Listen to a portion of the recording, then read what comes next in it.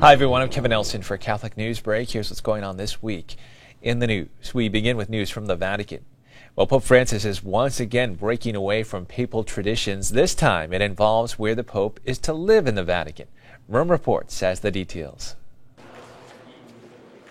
The Vatican has confirmed that instead of living in the papal apartments, Pope Francis will stay at the Vatican's Casa Santa Marta, at least for now, that is.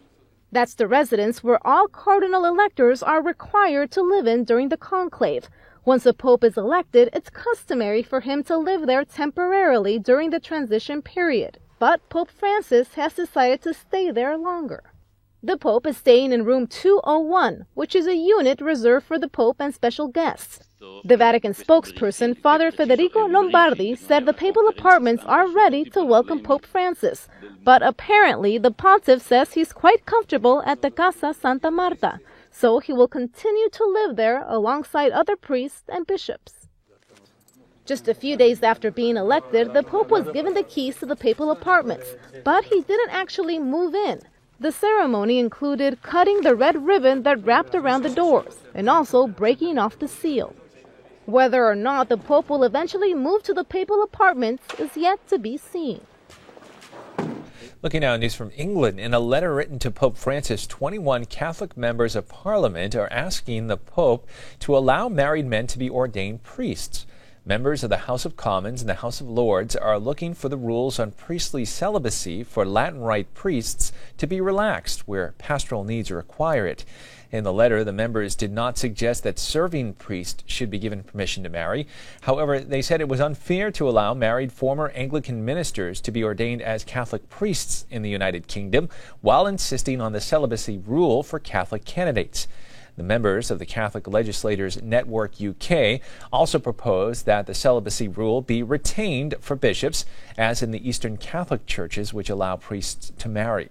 The legislators wrote that the men who were married Anglican clergy but then ordained Roman Catholic priests have proved to be a great blessing to the parishes. They asked that based on the positive experience, Pope Francis allow the ordination of married Catholic men to the priesthood in Great Britain. Back to the Vatican now. With Pope Francis's ministry as Supreme Pontiff underway, Vatican TV takes a look back at how it all began. They have released a documentary on the transition from Pope Benedict to Pope Francis.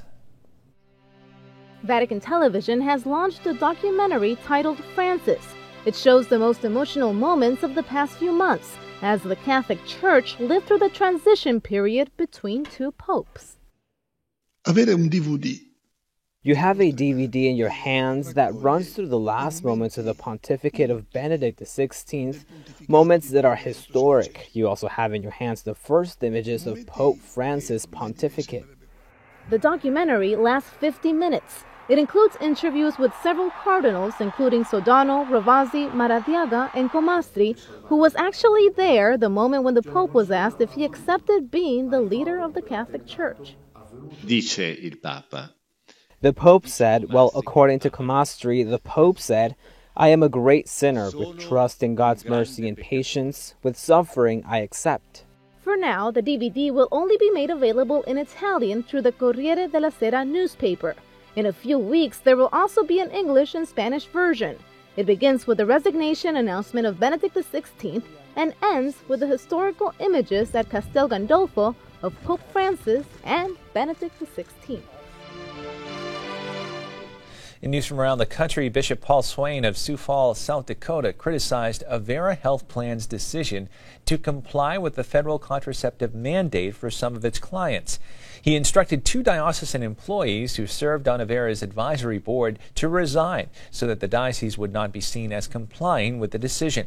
Avera Health Plans is a separate civil corporation from the Avera Catholic Healthcare System. Darrell Thuringer, an Avera spokesman, confirmed the resignations and said that less than 10% of their 60,000 customers are covered by health plans that comply with the HHS contraception mandate. In the letter to priests and deacons of the diocese, Bishop Swain told the clergy that their own health insurance was not affected, and neither was that of diocesan employees and Avera health care facilities, because they qualify for the temporary safe harbor period that protects employers from immediate government action against them if they fail to comply with the mandate. Bishop Swain said he was not consulted on the decision and was notified after the fact by CEO John Porter. He said he was deeply saddened by Avera's decision, especially because he has developed personal affection for this ministry while experiencing firsthand the dignity it has shown to others. Thuringer said Avera, one of South Dakota's two largest healthcare providers, is working in conjunction with other Catholic health affiliated systems, the Catholic Health Association, and universities in trying to get the mandate reversed. And finally in the news, the Catholic world has been embracing the new Pope, and the city of Rome as well is marking the new Holy Father's pontificate by honoring him with a special edition public transportation ticket with his image on it. Rome Reports has a look. The Eternal City's Transportation Department marked Pope Francis' election with a limited edition bus pass. It features his photo and date of his election, March 13, 2013, as well as the phrase "Rome salutes Pope Francis" in Italian. The department printed 1 million tickets in all in a first-come, first-served basis for passengers as well as thousands of curious tourists seeking a little piece of the historic election.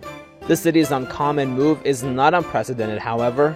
They did the same thing for the beatification of John Paul II in May 2011. And that is all the information we have for you at this time. Please stay with Catholic TV for more Catholic news. Until then, I'm Kevin Nelson. I'll see you next time on Catholic News Break.